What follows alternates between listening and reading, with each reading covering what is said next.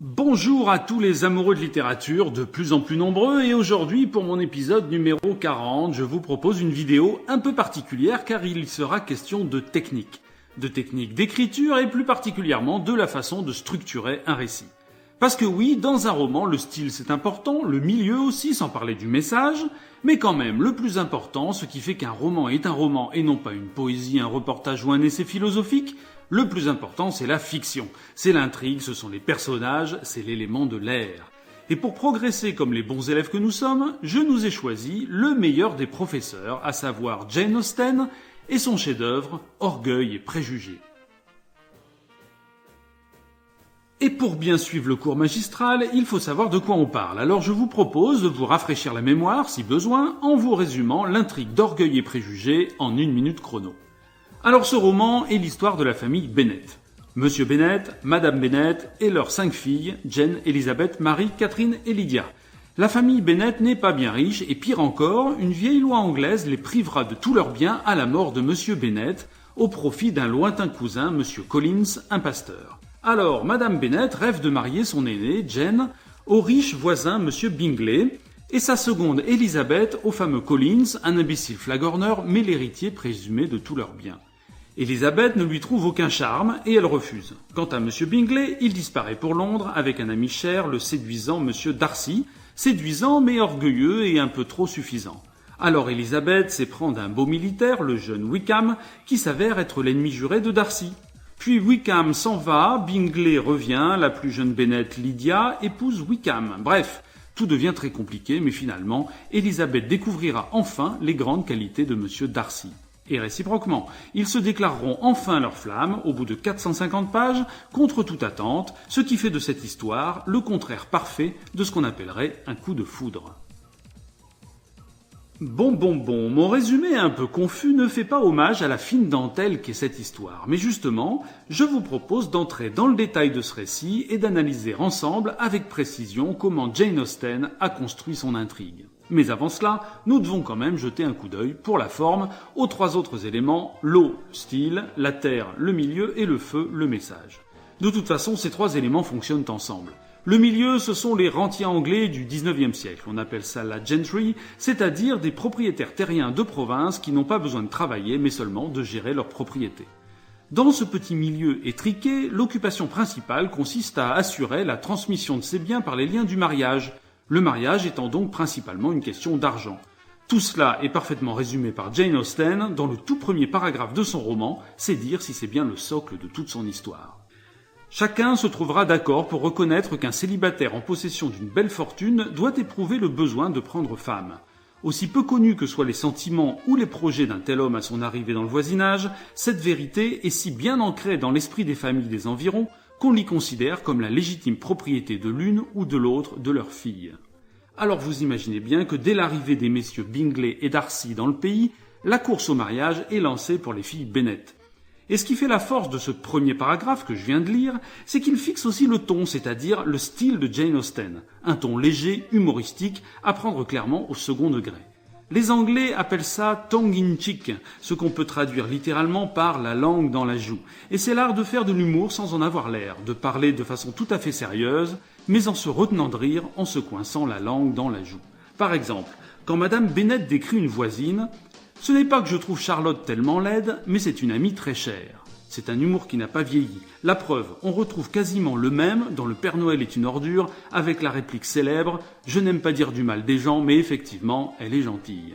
Donc, le roman décrit un milieu réaliste, mais avec humour. C'est donc une critique cynique et au second degré de la société de son époque. Une critique de cette petite gentry provinciale, pleine d'orgueil et de ragots. C'est aussi bien sûr une critique de la condition des femmes dans cette société, des femmes réduites à dessiner et à jouer du piano en attendant le mariage qui assurera leur subsistance.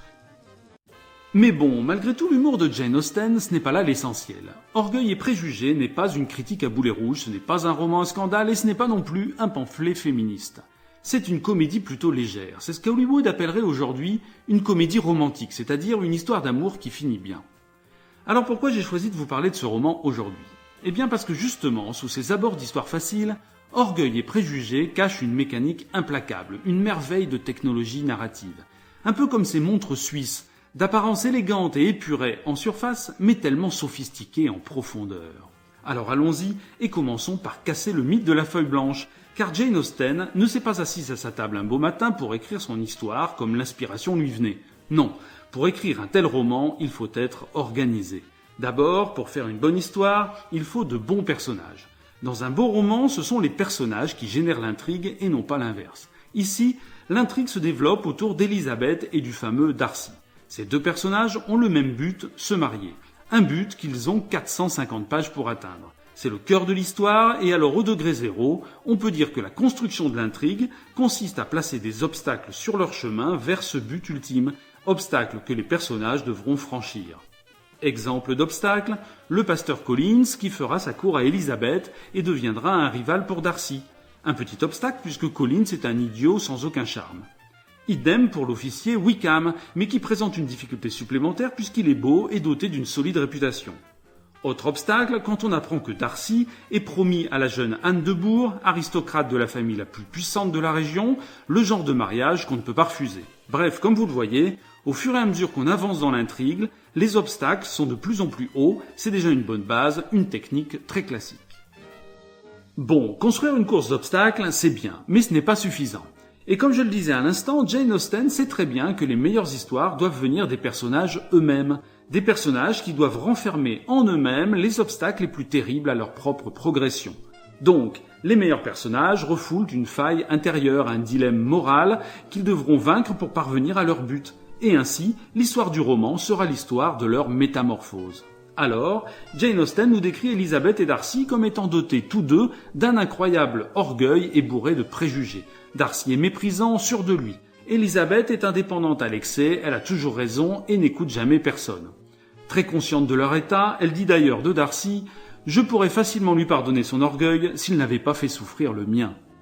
En plus, vous aurez noté que Jane Austen a choisi de donner le même but et la même faille intérieure à ces deux personnages, une décision qui structure fortement son roman. Elle doit cependant choisir un point de vue. Ce sera celui d'Elizabeth qui devient donc le personnage principal. Darcy du coup devient l'antagoniste. Il sera donc pour Elizabeth une sorte d'adversaire. Aussi paradoxal que ça puisse paraître, dans une comédie romantique, le cœur à conquérir joue exactement le même rôle que le grand méchant dans un roman d'aventure. Et voilà, les principes de base étant posés, le plus dur reste à faire, dérouler une histoire, dérouler des événements qui vont forcer Elizabeth et Darcy à se dévoiler, des obstacles qu'ils vont devoir franchir et finalement un climax qui va les forcer l'un et l'autre à changer, à se métamorphoser, à vaincre leurs failles intérieures pour enfin atteindre leur but, l'amour et le mariage. Facile à dire, mais comment on fait ça ? Il y a plusieurs façons de faire. Jane Austen choisit une stratégie indirecte. Elle n'attaquera pas de front le flirt des deux personnages principaux, elle développera au contraire des intrigues secondaires et des personnages secondaires. Ainsi, fil à fil, Jane Austen déploie des lignes parallèles de récit. On suivra les amours contrariés de Jane et de Monsieur Bingley, les assauts du pasteur Collins, le flirt avec Wickham et le bras de fer avec Lady Catherine de Bourgh, dont la fille Anne doit épouser Darcy. Et chacune de ces histoires a ses propres personnages qui ont leurs propres buts et leurs propres obstacles. Et chacune de ces histoires accueille tour à tour Elizabeth ou bien Darcy, ou bien les deux à la fois, et elles construisent ainsi par petites touches le corps de l'histoire principale. Autrement dit, chaque histoire secondaire va générer les obstacles et les enjeux de la ligne principale. Chaque intrigue secondaire va rendre plus difficile le rapprochement d'Elizabeth et de Darcy, et va alourdir les enjeux qui pèsent sur leur union. Un exemple pour bien illustrer comment une intrigue secondaire, un seul fil du canevas, va enrichir l'intrigue principale. L'histoire du pasteur Collins. En fait, Jane Austen nous raconte le problème de l'entail, cette loi anglaise qui pouvait déshériter toute une famille à moins qu'un mariage avantageux ne recolle la ligne de succession. La même loi qui est à la base de l'intrigue de la série Downton Abbey.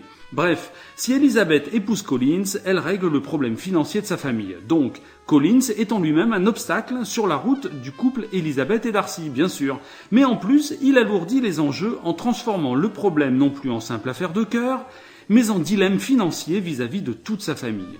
En refusant les avances de Collins, Elizabeth se crée deux nouveaux ennemis, donc deux nouveaux obstacles, sa propre mère humiliée et furieuse, et Collins lui-même qui lui en gardera une forte amertume. Bref, en passant un obstacle, Elizabeth en a généré de nouveaux, encore plus hauts. Vous avez compris le principe. Et alors si vous êtes un ingénieur ou un logicien, vous vous dites que tout cela est fantastique et que vous tenez enfin la recette pour écrire un grand roman. Eh bien pas du tout, parce que tout ce que je viens de vous raconter, ça reste très mécanique. Et pour transformer la technique en une belle histoire, il faut une couche supplémentaire, toute de finesse et de délicatesse. Appelons ça le tissage, car c'est dans le domaine du tissage que Jane Austen est une artiste exceptionnelle.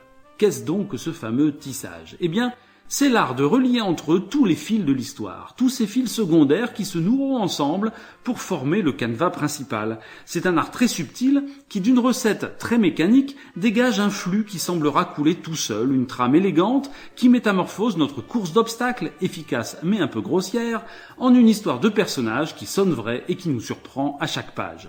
Un exemple parmi tant d'autres. Collins, un temps amoureux de Jane, demande sa main à Elizabeth qui le délaisse pour Wickham. Eh bien Collins, c'est justement le protégé de Lady de Bourgh, la tante de Darcy, qui connaît bien les embrouilles qui l'opposèrent à Wickham. Collins, qui, toujours rancunier de s'être fait repousser par Elizabeth, sera le corbeau qui dénoncera sa liaison avec Darcy auprès de Lady Catherine de Bourgh. Voyez tout l'art de Jane Austen. Le personnage central d'une intrigue secondaire devient l'antagoniste d'un autre fil de récit. Les buts de l'un deviennent les obstacles de l'autre. Les réussites à droite alourdissent les enjeux à gauche. Tout cela devient un miracle d'interdépendance, un tissage parfait qui transforme quelques fils éparpillés en une maille indénouable, mieux, en un magnifique tableau. Ah, et bien cette fois on a tout compris, on a compris le secret de Jane Austen et nous voilà capables d'écrire une aussi belle histoire que la sienne. Eh bien détrompez-vous, car ce n'est pas fini. Orgueil et préjugés nous réservent un dernier émerveillement. Après le tissage vient l'art du timing, autrement dit le rythme, la mise en musique. Car ce n'est pas tout de relier les fils, encore faut-il le faire au bon moment. Le meilleur exemple est la confrontation finale entre Elizabeth et la terrible Lady Catherine de Bourgh. Elizabeth a enfin décidé de céder à Darcy. Elle sera sa femme, elle en est convaincue. Mais, et c'est tout le problème, Darcy ne lui a pas encore déclaré sa flamme et il reste un petit doute dans l'esprit d'Elizabeth. Et si leur amour n'était que le fruit de son imagination ? Suspense. Sur ce, débarque Lady de Bourgh qui vient apprendre, sur une délation du méprisable Collins, que son neveu Darcy risque donc de ne pas épouser sa fille Anne de Bourgh. Elle est furieuse et elle exige d'Elizabeth qu'elle lui dise une fois pour toutes si oui ou non Darcy l'a demandé en mariage. Et cette situation est d'une finesse extraordinaire, au point de convergence d'un bouquet d'enjeux et d'intrigues. Pensez donc. Petit 1, Elizabeth ne sait pas si Darcy veut vraiment l'épouser. Voyez comme cette scène est tellement plus intéressante qu'une bête confrontation entre Elizabeth et Darcy, du genre « Est-ce que tu m'aimes ? Oui, je t'aime, blablabla ». Non, parce que Darcy n'est pas là et Elizabeth va devoir parier sur la décision de Darcy. Petit 2, vis-à-vis de la faille intérieure qu'Elizabeth doit vaincre, son propre orgueil, la situation est aussi délicieusement sadique. Car si Elizabeth annonce ses fiançailles, elle prend le risque énorme d'être désavouée par Darcy lui-même, imaginez la honte qui s'abattrait sur elle. Petit 3, il y a de l'ironie dans cette scène, car c'est Lady de Bourgh, la personne la plus hostile à leur union, qui sans le savoir est en train de forcer Elizabeth à enfin déclarer officiellement son amour pour Darcy. Et petit 4, Lady de Bourgh étant l'aristocrate de la région, elle a le pouvoir de ruiner la famille Bennet. Donc, par cette scène, Jane Austen en rajoute une louche aux enjeux qui pèsent sur les épaules de la pauvre Elizabeth, qui n'a pas intérêt à se tromper. Alors Elizabeth se jette à l'eau, elle refuse de se dédire et elle avoue son amour pour Darcy. Les dés sont jetés, tous les fils de l'histoire convergent dans cette seule décision, on retient son souffle. Et l'on apprend ensuite, incroyable raffinement, petit 5, que c'est justement cette attitude d'Elizabeth face à Lady de Bourgh qui décidera finalement Darcy à franchir le pas et à la demander en mariage. En tenant tête à Lady de Bourgh, malgré les enjeux énormes, elle surmonte son propre orgueil et décide Darcy à surmonter le sien. Croyez-moi, c'est du grand art. Monter une telle histoire demande à la fois un esprit logique et capable de manipuler des intrigues à tiroir, mais aussi un grand talent artistique capable de nouer un à un les fils de ce canevas immense. Orgueil et préjugés est une comédie légère, et c'est justement cette légèreté qui est miraculeuse, car elle repose sur une machine de guerre dont le lecteur n'a pas la moindre idée, tant le résultat est fluide et homogène. Voilà, c'est fini, mais avant de refermer cet épisode, je me permets d'insister sur la portée féministe de ce roman. Non pas parce qu'il raconte l'histoire de femmes, qui, il faut bien le reconnaître, restent prisonnières du carcan de leur époque, Mais ce roman, à mon avis, est un manifeste féministe juste parce qu'il a été écrit par une femme et que par sa seule existence, il montre le talent incontournable d'une auteure qui publia son premier roman non pas sous son propre nom, mais avec la mention « By a Lady », écrit par une femme. Orgueil et préjugés n'est pas un roman pour femmes, ni un roman de femmes, c'est un roman tout court et c'est un chef-d'œuvre de la littérature. Ceci étant dit, j'invite tous les nouveaux venus sur l'alchimie d'un roman, et ils sont nombreux ces jours-ci, à se dépêcher d'aller regarder et écouter les 39 autres épisodes de la série sur YouTube en cliquant par exemple sur ce bouton. Vous pouvez aussi suivre mon actualité personnelle sur Facebook, ou bien aller réfléchir avec moi en lisant les articles de mon blog. Et en attendant le prochain roman, je vous souhaite de passer du bon temps, un bon livre à la main, salut à tous et à bientôt.